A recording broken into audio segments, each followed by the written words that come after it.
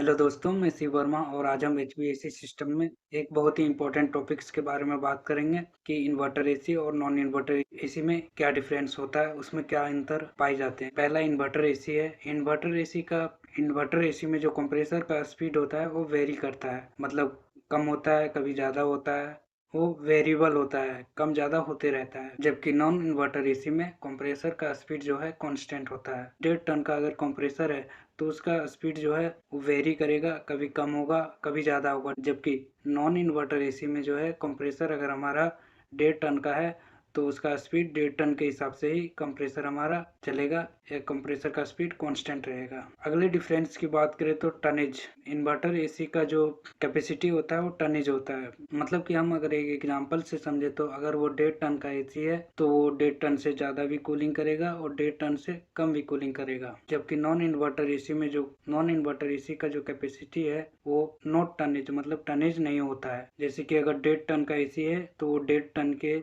Capacity के हिसाब से ही कूलिंग करेगा। टनेज को हम एक और एग्जांपल से समझते हैं कि जैसे कि गर्मी का मौसम है तो गर्मी के मौसम में दोपहर के समय गर्मी बहुत ज़्यादा बढ़ जाती है। मतलब कि अगर हमारा एसी 1.5 टन का है तो 1.5 टन उतनी कूलिंग नहीं दे पाता है जितना गर्मी के टाइम में हमें कूलिंग चाहिए दोपहर के समय में। तो इन्वर्टर एसी अगर 1.5 टन का है तो वो 1.5 टन से 1.7 हो जाता है और उतनी कूलिंग हमें देता है। जबकि नॉन इन्वर्टर एसी में जो है 1.5 टन का अगर एसी है तो वो 1.5 टन ही कूलिंग हमें देगा या मिलेगा उससे। अगले डिफरेंस की बात करें तो इन्वर्टर एसी में जो है less power consumption. Inverter AC में जो खर्चा होता है, पावर की जो कंजप्शन होता है वो लेस होता है, कम होता है। जबकि नॉन इन्वर्टर एसी में more power consumption. Inverter AC में जो है पावर की जरूरत ज़्यादा होती है, वो पावर का कंजप्शन ज़्यादा करता है। पावर कंजप्शन को हम एक एग्जांपल से समझते हैं। जैसे कि 3 स्टार एसी है जो 1 टन का एसी है और वो 726 किलोवाट घंटा इतने पावर ले रहा है इन्वर्टर एसी में। वहीं हमारा नॉन इन्वर्टर एसी जो है 3 स्टार है, 1 टन का एसी, वो 828 किलोवाट घंटा इतना पावर लेगा। मतलब कि उससे 102 किलोवाट घंटा पावर ज़्यादा लेगा नॉन इन्वर्टर एसी। वहीं अगर 3 स्टार का एसी है 2 टन का, इन्वर्टर एसी हमारा 1344 किलोवाट घंटा पावर लेगा। जबकि 3 स्टार का एसी है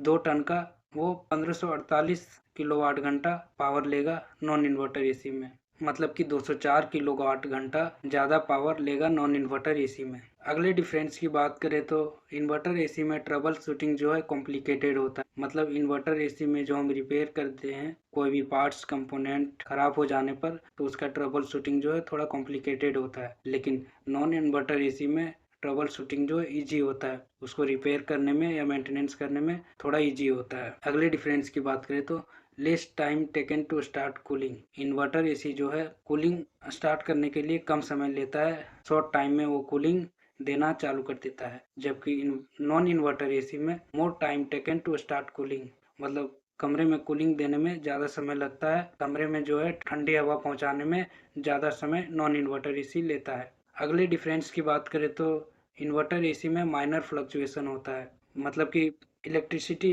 का जो फ्लक्चुएशन होता है, शॉर्ट सर्किट होता है, वो माइनर होता है, कम होता है। जबकि नॉन इन्वर्टर एसी में जो है मेजर फ्लक्चुएशन होता है, उसका शॉर्ट सर्किट ट्रिपिंग वगैरह जो होता है वो बड़ा होता है और उसको बनाने में ज़्यादा खर्चा लगता है। अगले डिफरेंस की बात करें तो इन्वर्टर एसी में one time capacitor charge and continuous supply power when required. Inverter AC में एक बार कैपेसिटर चार्ज होता है और एसी में कंटिन्यूअस सप्लाई देते रहता है। जबकि नॉन इन्वर्टर एसी में capacitor can supply power only once at a time.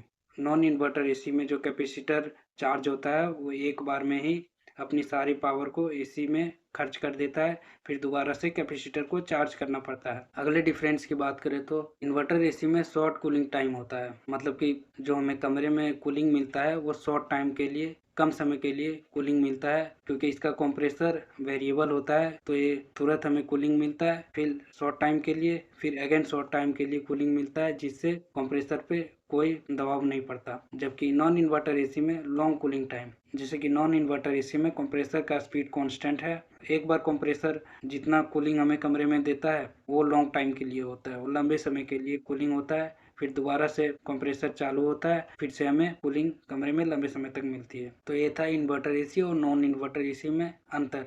अगर ये वीडियो अच्छी लगी हो तो प्लीज़ सब्सक्राइब कीजिए और लाइक कीजिए ताकि और HVAC टॉपिक्स आपको मिल सके और आप जानकारी ले सकें।